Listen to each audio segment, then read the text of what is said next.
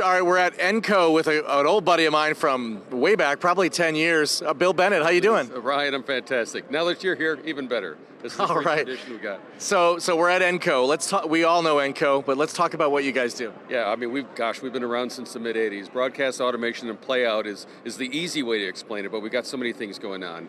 AI speech to text, AI generative GPT stuff going with automatic script creation, virtual production technology now, leading playout for radio and television, of course, automated captioning used by hundreds of television stations around the country. We're in a lot of different places. Wow, amazing. Let's talk about your caption solution, because I believe it's right behind us, right? Yeah, exactly. Yeah, we've got a couple of different options. Sure. We have the new Encaption 5, which is based on our leading award-winning Encaption framework and Encaption 4 system designed for on-premises captioning, which is very popular because when you're not in the cloud, you have a lot more control over what's on-prem.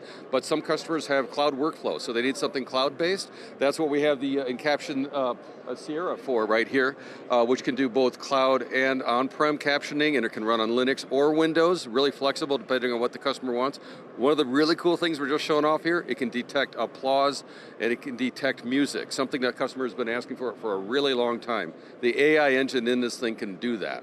So when you say detect music, like literally tell somebody in captioning what the song that's playing or whatever? Exactly, yeah, because for folks who are deaf or hard of hearing, they can't tell if it's music going on or if there's some applause, but they miss part of the programming if they can only see what is being spoken, right?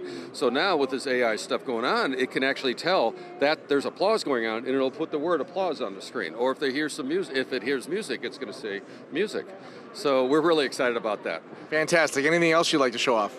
So beyond the Encaption, we're AI, right? Everything's big with AI these days. Well, we're actually making the rubber hit the road with our Spec AI product over here. So let's kind of go for a journey. It looks like somebody's getting a demo of the product right now. So I can just kind of talk to it. This is a web-based appliance that we in Benstown. So this is a really neat thing that we'll be doing from a joint venture standpoint. Feel free to get closer over there if you like. Okay, cool. Yeah, we just kind of like, there we go. And we call it Spec AI. And so here's the thing, in radio, let's say you've got an advertiser or an underwriter that wants to hear a few different voiceover examples, maybe different background beds, music beds, stuff like that. It could take a long time. Do you have enough production staff to do it? Budgets are always thin. Staff are always thin. With this, you can actually type in some of the key parameters that you need, maybe an auto, a showroom or a car dealer or something like that. Put their name in it, and then it sends it off to our generative GPT service that then comes back with, if you give it, tell it 15 seconds, 30 seconds, 60 seconds, it'll come back, give you all the copy for that. 3 versions. You can edit those all you want, and then tell it what voice you want. We've got about 12 different male and female voices, over a dozen of each, that you can then have it voice into a real synthetic voice, turns that into and then you choose the music, by the way, don't forget that.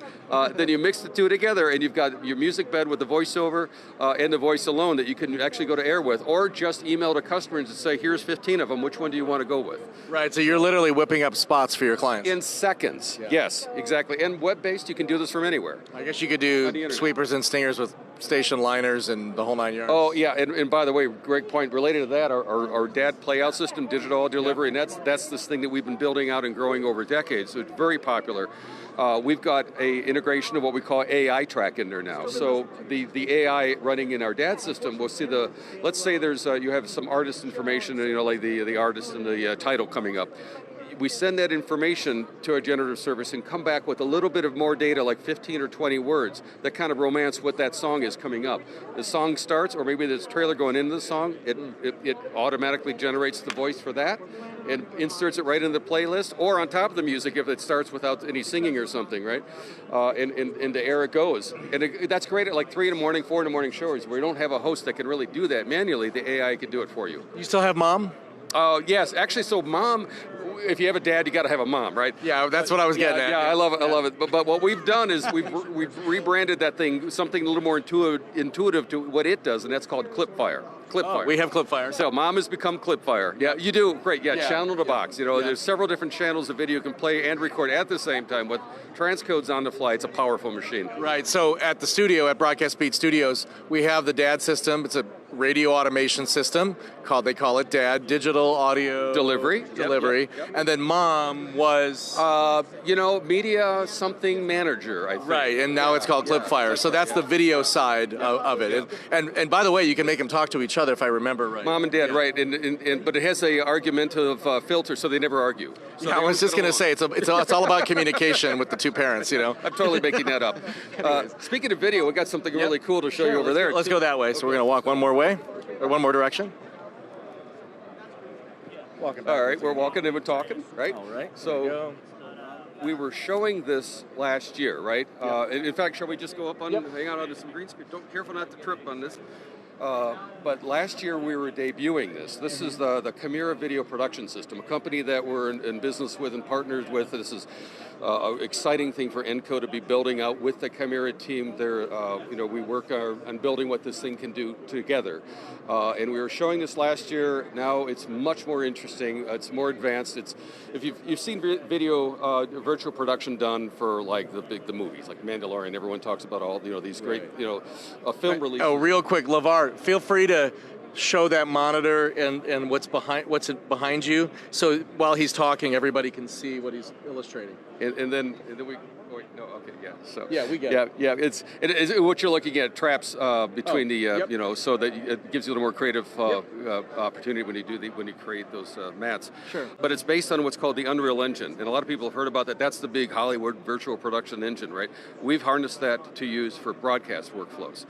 You can bring in multiple live streams or video playback streams, all kinds of three-dimensional graphics. If you look up there, there's a three-dimensional sensor. So if we want to get that, LeVar.